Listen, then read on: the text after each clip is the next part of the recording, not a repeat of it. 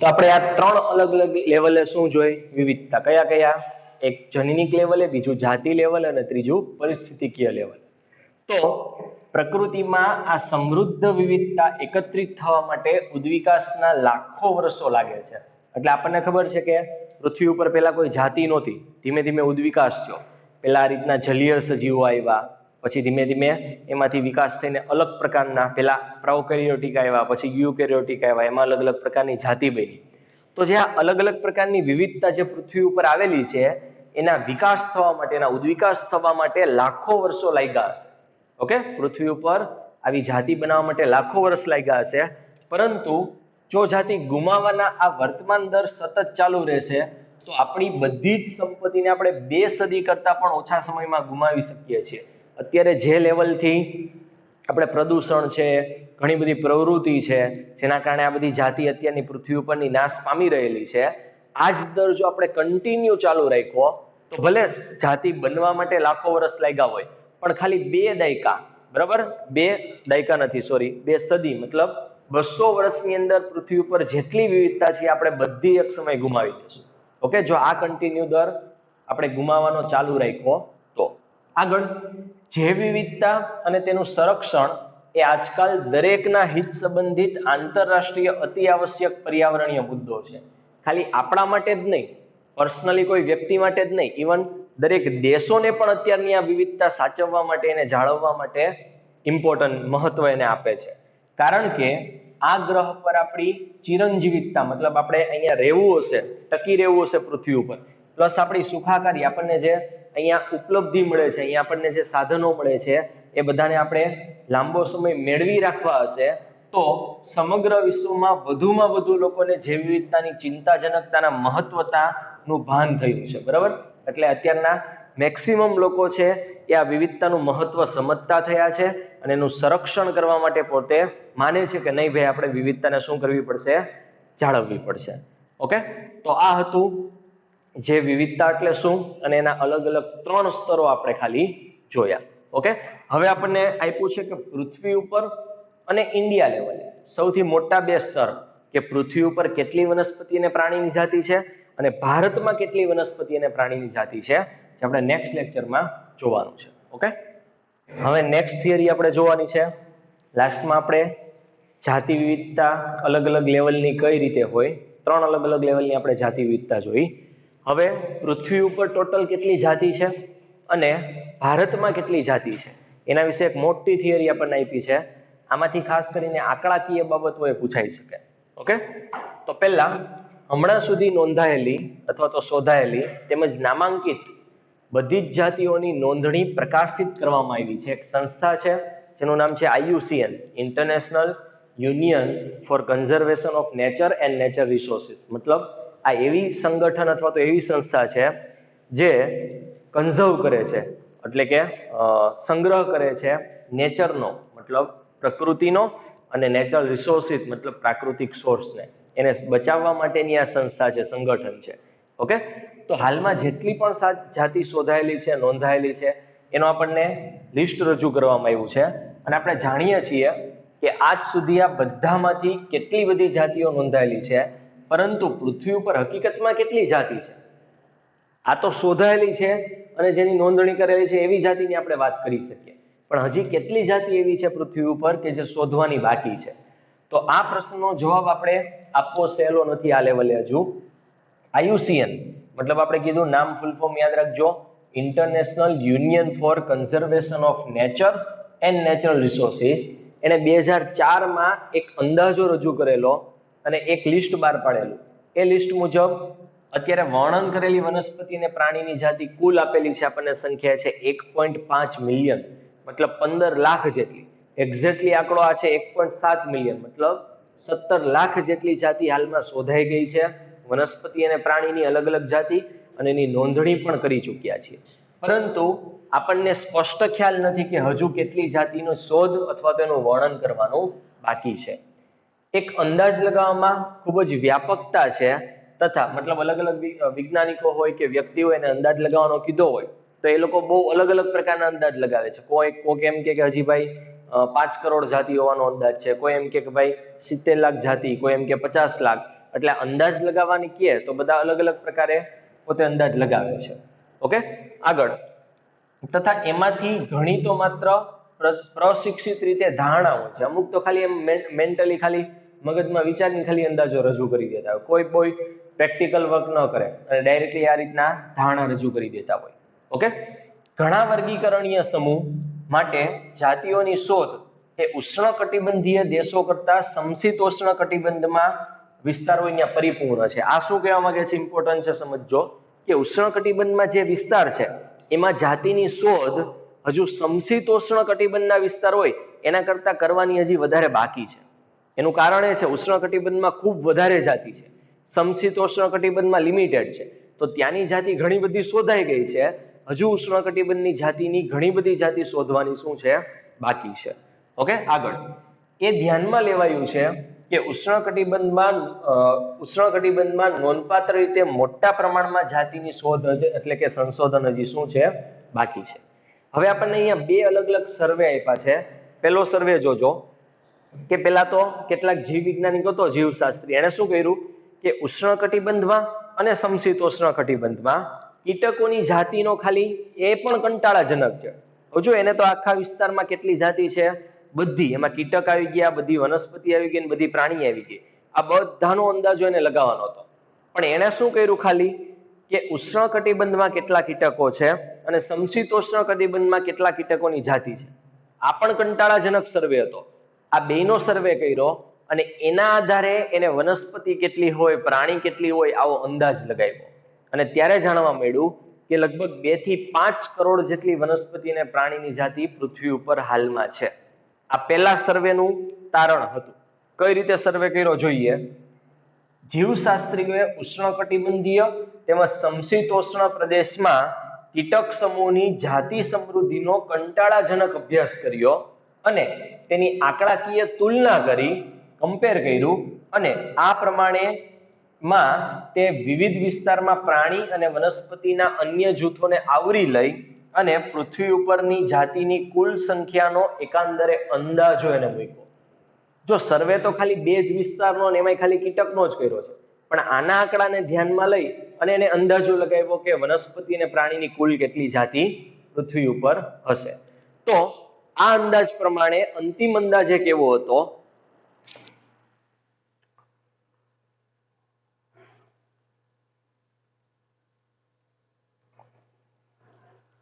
Okay, અંતિમ અંદાજ પ્રમાણે આ જે આંકડો હતો એ હતો 20 થી 50 મિલિયન.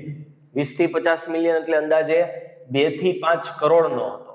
પરંતુ મેં કીધું એમ આ અંદાજો ખાલી કીટકની જાતિને ધ્યાનમાં લઈને એક અંદાજો લગાવવામાં આવેલો, પણ એના કરતા બેટર સર્વે એક વૈજ્ઞાનિકે કર્યો, એનું નામ છે રોબર્ટ મે. ઓકે, તો રોબર્ટ મે દ્વારા જે વધુ સંતુલિત અને વૈજ્ઞાનિક ઢબે એવો સચોટ અંદાજ રજૂ કરવામાં આવ્યો અને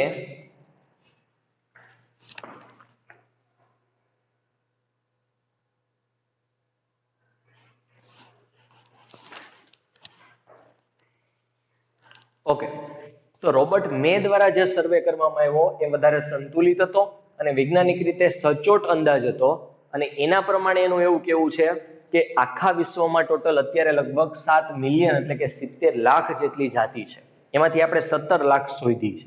ઓકે, તો આવા 2 સર્વે થયા. એક બધા વૈજ્ઞાનિકે ભેગા થઈને એક અંદાજ રજૂ કર્યો, એના મત મુજબ 2 થી 5 કરોડ જાતિ છે. ઓકે, પછી રોબર્ટ મેએ વધારે સચોટ અને વૈજ્ઞાનિક ઢબે અભ્યાસ કર્યો અને એને એમ કીધું કે લગભગ કેટલી જાતિ છે, 70 લાખ. ઓકે, હવે આપણને અહીંયા ઘણી બધી ઇન્ફોર્મેશન આપી છે આ પેરેગ્રાફમાં, વિશ્વમાં કેટલી કુલ જાતિ છે એના વિશે. ધ્યાનથી જોજો. આપણે વર્તમાન ઉપલબ્ધ જાતિના સંશોધનના આધારે પૃથ્વીની જૈવ વિવિધતા વિશે કેટલાક રસપ્રદ ઉદ્દેશોને આપણે હવે જોવાના છે. હવે ધ્યાનથી જોજો કે બધી જ અંદાજિત જાતિઓની 70% કરતા પણ વધારે જાતિ પ્રાણીની છે. એટલે ટોટલ અત્યારે 17 લાખ જેટલી જાતિ શોધાણી છે વનસ્પતિ અને પ્રાણીની, એમાંથી લગભગ 70% જેટલી જાતિ કોની છે, પ્રાણીની છે. પછી બધી વનસ્પતિને ભેગી કરવામાં આવે, બધી વનસ્પતિ મતલબ લીલ, ફૂગ, દ્વિઅંગી, અનાવૃત બીજધારી, આવૃત બીજધારી, આ બધી વનસ્પતિને ભેગી કરો તો એની કુલ જાતિની ટકાવારી એ 22% કરતા વધારે નથી. તો ટોટલ જાતિમાંથી 70% પ્રાણી છે, બધી વનસ્પતિને ભેગી કરો તો કેટલી છે, લગભગ 22% જેટલી. પ્રાણીઓમાં પાછી વાત કરવામાં આવે તો આપણને ખબર છે સંધિપાત સમુદાયની વિવિધતા સૌથી વધારે છે. ઓકે, તો પ્રાણીમાં પણ કીટકો એ સૌથી વધારે જાતિ સમૃદ્ધિ ધરાવતો સમૂહ છે અને તે પ્રાણીઓની કુલ ટકાવારીના પાછા 70% કરતા પણ વધારે છે. ટોટલ જાતિમાંથી પ્રાણી 70%, પ્રાણીમાંથી પાછી કહેવામાં આવે તો કીટક લગભગ કેટલા છે? 70%.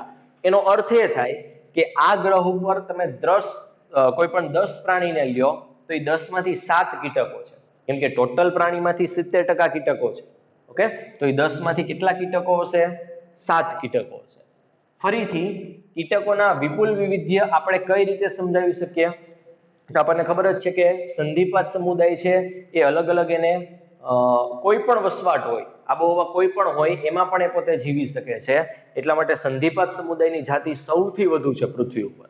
આગળ વિશ્વમાં ફૂગની જાતિની સંખ્યા ગણવામાં આવે તો એ ફૂગની જાતિ એ મત્સ્ય, ઉભયજીવી, સરીસૃપ અને સસ્તનની જાતિના એકત્રીકરણ કરો, આ બધી જાતિને તમે ભેગી કરો તો એના કરતા પણ વધારે ફૂગની જાતિ છે અલગ અલગ પ્રકારની. તો આ બધા આંકડામાંથી MCQ પૂછાઈ શકે.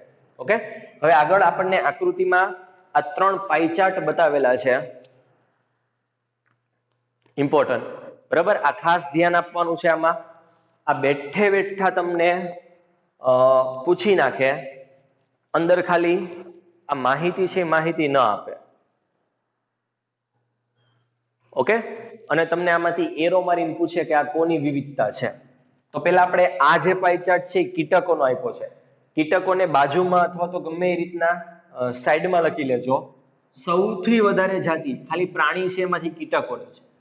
એના પછી બીજો પૂછે તો યાદ રાખવાનું મૃદુકાય. કીટક એટલે કે સંધિપાદ, પછી સમુદાય પૂછે તો મૃદુકાય. મૃદુકાય પછી કોઈની પૂછે તો સ્તર કવચ. ઓકે, અને લાસ્ટમાં બધા પ્રાણી સમૂહ આટલામાં બધા આવી ગયા. તો આ આકૃતિ ઉપરથી તમને પૂછે તો સૌથી વધુ કીટકો, એના પછી મૃદુકાય, પછી સ્તર કવચી. આટલા 3 યાદ રાખવાના છે. બાકીના બધા શું છે? કીટકો. એ રીતના આ બાજુ પૃષ્ઠવંશીની વાત કરી. પૃષ્ઠવંશી મતલબ ક્યાંથી આવે? મત્સ્ય અને ચતુષ્પાદ. ચતુષ્પાદમાં પાછા 4: ઉભયજીવી, સરીસૃપ, વિહગ અને સસ્તન. આટલાને આપણે પૃષ્ઠવંશી અલગથી કહેતા હતા. તો પૃષ્ઠવંશીઓમાંથી પણ ધ્યાનથી જોજો, માછલી લગભગ અડધી છે. મત્સ્યની જાતિ બધા પૃષ્ઠવંશીમાંથી લગભગ અડધી છે.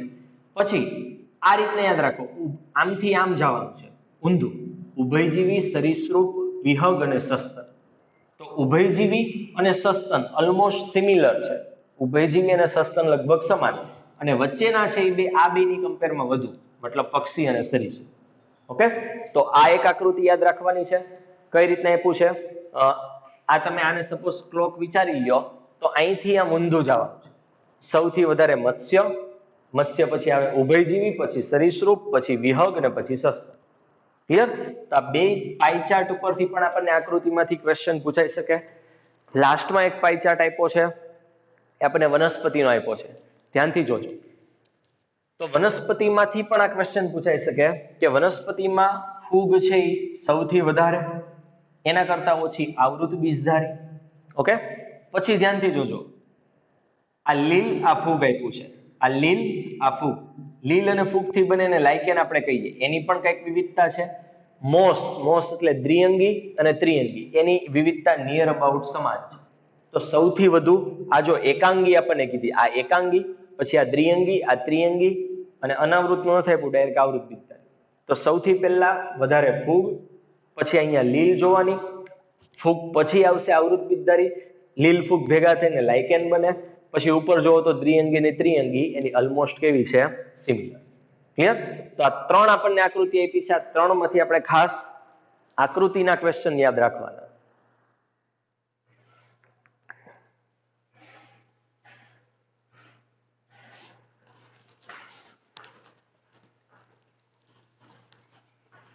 ઓકે, હવે નેક્સ્ટ આપણને અત્યાર સુધી આપણે જે વિવિધતાની વાત કરી જાતિની, એ ખાલી વનસ્પતિ અને પ્રાણીની જ વાત કરી છે.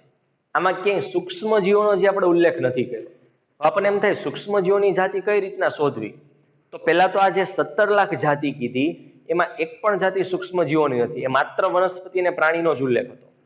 ઓકે, તો હવે કીટકો કઈ રીતે શોધાય, અથવા તો એનું વર્ગીકરણ અથવા તો એની સંખ્યા શા માટે નથી શોધી? તો પહેલી વસ્તુ કે કીટકોનો છે ને આમ તો આપણે એને કુદરતી રીતે બધા કીટકોનું સંવર્ધન પ્રયોગશાળામાં શક્ય નથી. જો તમે એનું સંવર્ધન કરો, એની જાતિને ઓળખો, તો તમે એનું નામકરણ ને એ બધું કરી શકો. પણ દરેક કીટકની જાતિ કીટકને સૂક્ષ્મજીવોની જાતિ એ પ્રયોગશાળામાં ઉછેરી શકાતી નથી. એટલે પેલા તો એની સ્ટડી જ પૂરી શક્ય નથી બનતી. અને ઇનકેસ જો તમે અમુક બાયોમોલેક્યુલ ઓકે અથવા તો આણ્વીય લેવલનું તમે પરિમાણ લઈ એનું બેઝ લઈ અને તમે જો કીટકની આ રીતના જાતિ શોધવા ટ્રાય કરો તો એની જાતિ પણ ચોક્કસપણે લાખોમાં જ હશે. તો આ એક પેરેગ્રાફ આપણને નાનો અમથો આપ્યો છે એ સૂક્ષ્મજીવો વિશે આપેલો છે. ઓકે, તો તે વાત નોંધવી જોઈએ કે આ અંદાજ એ આદિકોષ કેન્દ્રીય મતલબ જે બેક્ટેરિયા છે, ઓકે, સૂક્ષ્મજીવો છે, એના માટેની કોઈ પણ સંખ્યા આપતો નથી. આગળ જેટલી પણ આપણે બાબતો જોઈ માત્ર વનસ્પતિ અને પ્રાણીનું જ છે, સૂક્ષ્મજીવ નથી અંદર કે. જીવશાસ્ત્રીઓને એ ચોક્કસ ખાતરી નથી કે આદિકોષ કેન્દ્રીયની જાતિની સંખ્યા કેટલી હોઈ શકે, એનો કોઈ અંદાજો નથી. સમસ્યા શું છે? આ આપણે કીટકોની જાતિનો દર વખતે કીટક બોલાય છે, સૂક્ષ્મજીવોની જાતિનો આપણે અંદાજો લગાવવો હોય તો એ શા માટે આપણે નથી લગાવી શકતા? તેની સમસ્યા એ છે કે પરંપરાગત અને વર્ગીકરણની રીતો એ સૂક્ષ્મજીવોને ઓળખવા માટે, મતલબ આપણે જે અત્યારે લક્ષણોના આધારે વનસ્પતિ અને પ્રાણીને ઓળખતા હોય, આપણી કન્વેન્શનલ જે મેથડ છે, ક્લાસિકલ મેથડ વર્ગીકરણની, એવી સૂક્ષ્મજીવના કેસમાં એપ્લાય નથી કરી શકાતી. પહેલું કારણ શા માટે સૂક્ષ્મજીવોની જાતિની સંખ્યાનો અંદાજો લગાવવો મુશ્કેલ છે. પહેલું કારણ, આપણે જે નોર્મલ વર્ગીકરણની પદ્ધતિ ઉપયોગમાં લઈએ છીએ એ સૂક્ષ્મજીવો માટે એક તો લાગુ ન પાડી શકાય, અને બીજું કે ઓળખવા માટે યોગ્ય કે ઉચિત નથી, તથા ઘણી જાતિ એવી છે સૂક્ષ્મજીવોની એને આપણે પ્રયોગશાળામાં સંવર્ધન નથી કરી શકતા, ઉછેર નથી કરી શકતા. અને જો ઉછેર ન કરી શકીએ તો આપણે એના વિશે કાંઈ માહિતી મેળવી શકીએ નહીં. જો આ સમૂહની જાતિના વર્ણન માટે આપણે ક્યાં તો જૈવ રાસાયણિક અથવા તો આણ્વીય માપદંડને રજૂ કરીને જો એનો અંદાજો લગાવવામાં આવે તો એ અંદાજા મુજબ એની સંખ્યા પણ હંમેશા લાખોમાં જ હશે, એવો એક અંદાજો આપણે લગાવી શકાય અમુક બેઝના આધારે. બાકી આમ તો એનો ચોક્કસ અંદાજો લગાવવો કેવો છે? મુશ્કેલ છે. ઓકે,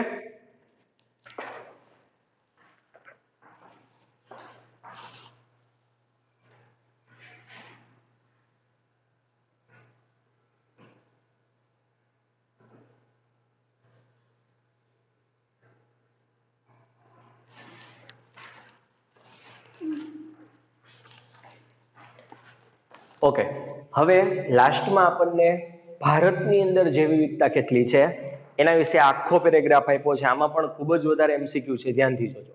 ઓકે, તો તેમ છતાં ભારત એ વિશ્વનું કુલ જમીન વિસ્તાર છે એમાંથી માત્ર 2.4% જમીન વિસ્તાર ધરાવે છે. ભારતની અંદર વિશ્વની ટોટલ જમીન છે એમાંનો કેટલો વિસ્તાર છે? 2.4%.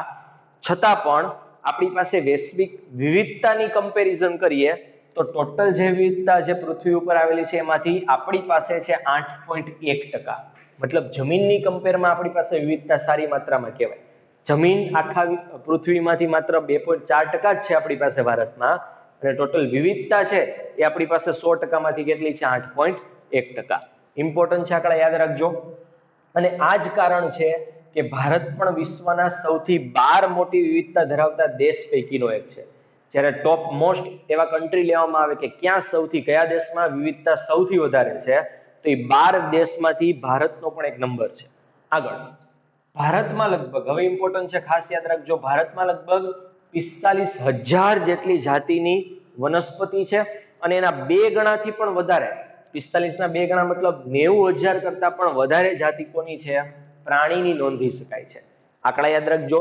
નેક્સ્ટ આગળ, વાસ્તવિક રીતે આજ સુધી કેટલીક જીવન જાતિઓની શોધ તથા તેના નામ આપવાના હજુ શું બાકી છે?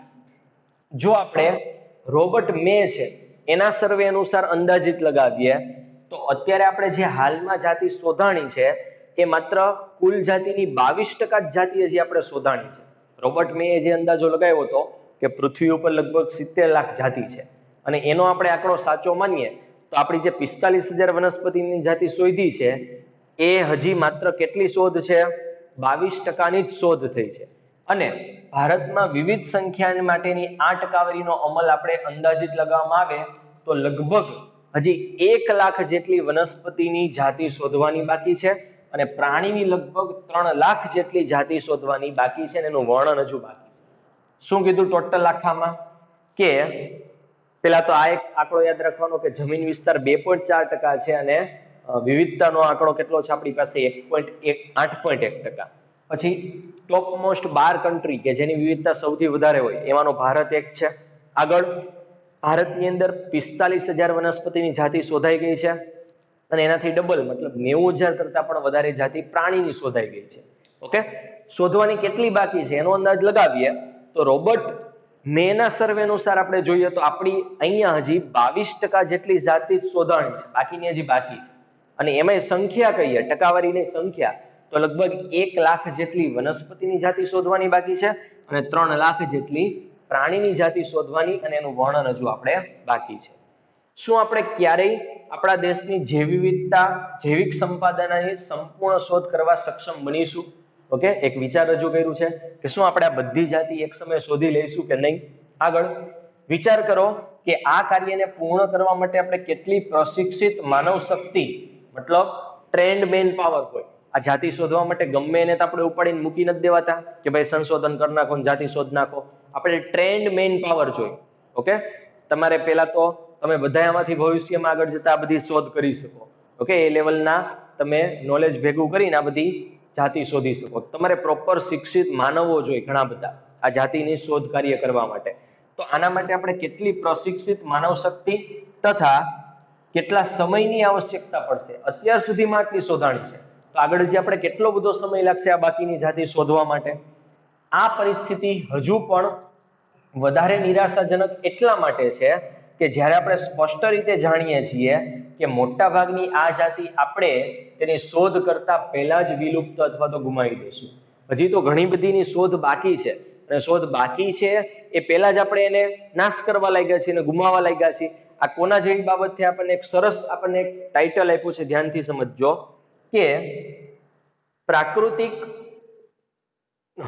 પ્રાકૃતિક જૈવિક પુસ્તકાલયમાં સંગ્રહિત બધા જ પુસ્તકોના શીર્ષકોને આપણે આપણા દ્વારા સૂચિબદ્ધ કરતા પહેલા જ આપણે તેને અગ્નિદાહ કરી રહ્યા છીએ. આ કોના જેવી કોની યારે સંકળાયું? ધ્યાનથી જોજો કે એક મોટી લાઇબ્રેરી છે જેમાં ઘણા બધા પુસ્તકો છે. હજી એ પુસ્તકોનું આપણે ટાઇટલ નથી આપતા એ પહેલા જ આપણે પુસ્તકોને સળગાવી દઈએ છીએ. મતલબ એટલા માટે કીધું છે કે પૃથ્વી ઉપર ઘણી બધી જાતિ છે, હજી તો ઘણાનું શોધ કાર્ય બાકી છે. હજી આપણે એને શોધી નથી, એને નામ નથી આપ્યું, એના લક્ષણ નથી ઓળખા, એ પહેલા જ આપણે એનો નાશ કરવા લાગ્યા છીએ. ઓકે, એટલે એકદમ નિરાશાજનક બાબત આપણને કીધી છે કે પ્રાકૃતિક જૈવિક એક પુસ્તકાલય છે. ઓકે, અને એ પુસ્તકાલયમાં સંગ્રહિત બધા જ પુસ્તકોના જે આપણે ટાઇટલ નથી આપ્યા, શીર્ષક નથી આપ્યા, એ પહેલા જ આપણે એ બધાને અગ્નિદાહ કરી રહ્યા છીએ, મતલબ એને સળગાવી રહ્યા છીએ. ઓકે, તો આ હતું વિશ્વમાં અને ભારતમાં કેટલી કેટલી લેવલની વિવિધતા છે એનો એક અંદાજ આપણને આપ્યો છે. ઓકે, નેક્સ્ટ આપણે આના પછીની થિયરી હવે આગળ જોશું, જે વિવિધતાના ઢોળાંશો કયા હોય એના વિશે.